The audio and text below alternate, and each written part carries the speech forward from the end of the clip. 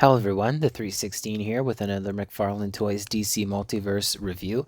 This time we have the Target exclusive gold label Cyborg Flashpoint Collect-a-Build figure series Wonder Woman. Ugh, that was a mouthful. Anyway, figure retails for $24.99. I recently got her on a Target sale. She should still be available, but the sale is not available, so sorry about that. Um, anyway, let's go ahead and take a look at her accessories. She only comes with a few, but you get the nice trading card here. It's a pretty good card. You got a hot girl in the back there. Is that a hint at a future upcoming figure? I hope so. And as you can see, this one is based on the Flashpoint Wonder Woman, so it has text that is what's the word I'm looking for here? Anyway, it has text that's representative, that's the word I'm looking for, of the Flashpoint Wonder Woman, Queen Diana. So, nice card. That'll go in the binder. Next up, she comes with the Cyborg Build-A-Figure piece. The head, is that dust on him?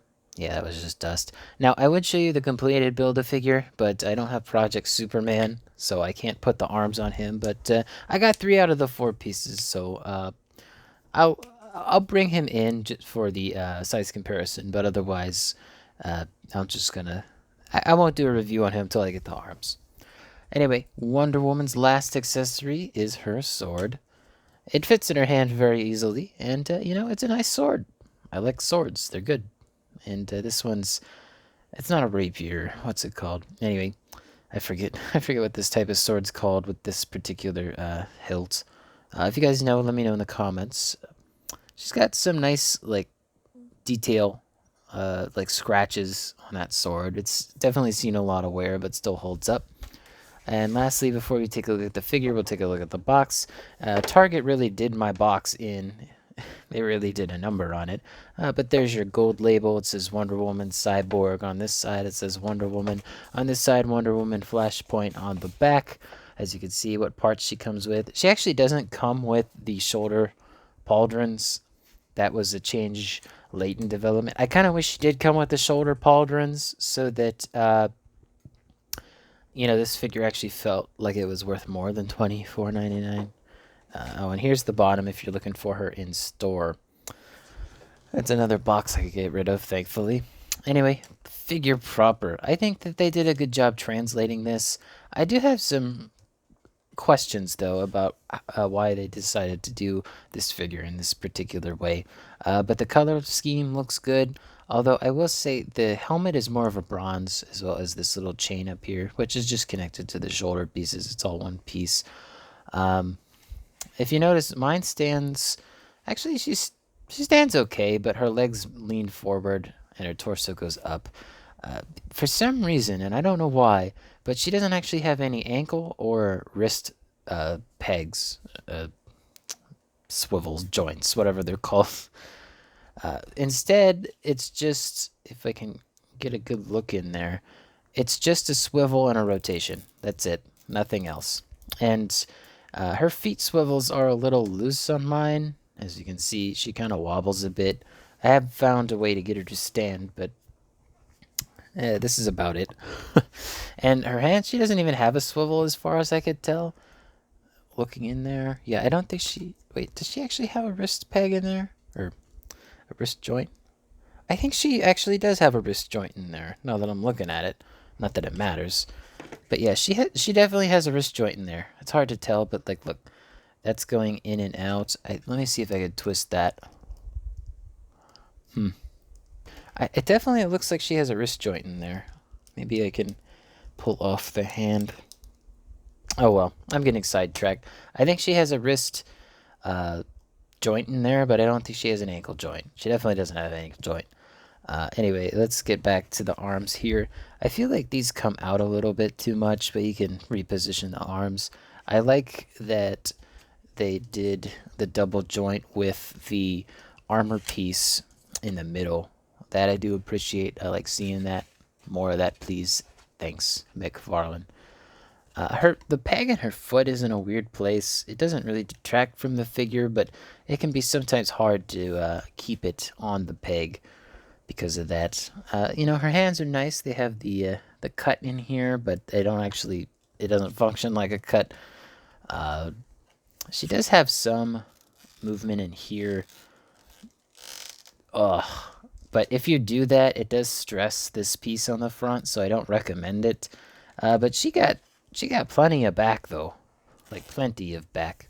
Speaking of back, her cape is kind of like a milky with a very slight yellow tint to it. It's a nice cape though. It would be good for a custom Batman cape, I would say. Speaking of customs, I think that this torso would work really good for like a not Donna Troy. Who's Wonder Girl? The other one, the blonde one. Anyway, Cassie, I think that's her name. It's been a while. Uh, yeah, but you can see she's now leaning backwards. The ankle joint is just not good on mine, so I kind of have to pose her with the legs going forward. Does she have anything on her back here? Nope, just red. Oh yeah, one decision I don't like is just how big the cape plug is. Like I get that they wanted it to have kind of a profile for this figure, but I just don't think it works. Like they should have cut that down because the head here has all this hair. If they cut down that peg, you could actually get her to look up more than like a millimeter. She has a little bit of side to side, but not much. All right, that's pretty much the figure itself. Let's pose her as best as I can, and we'll do the size comparisons. All right. So Diana here stands at roughly, with the top of her horned helmet there, about 7.5 inches tall, give or take. Just kind of eyeballing it there. So yeah, pretty tall figure, even if she's not fully straightened up. Let's go ahead and look at the rest of the wave that I have. So the first figure in the wave, we got Aquaman here. These two don't like each other. I probably shouldn't put them next to each other. We got Flash. And we got the Cyborg Build-A-Figure, which it's looking good, but he doesn't have any arms. So expect a review for him once I get Project Superman. So there's them together. I think they look pretty good. Really liking that Cyborg and that Flash.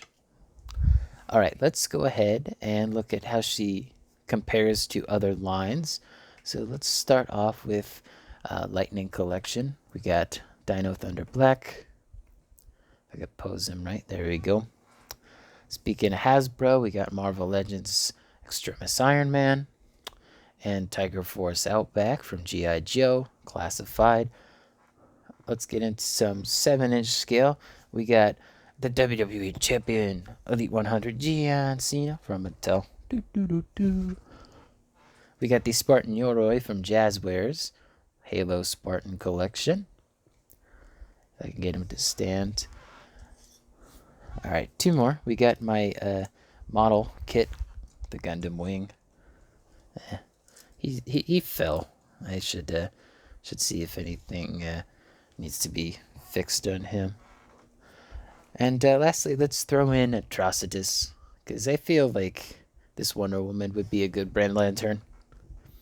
Anyway, hope you guys enjoyed this video. Let me know in the comments below what you think of this Wonder Woman and the Cyborg Build-A-Figure piece that comes with it.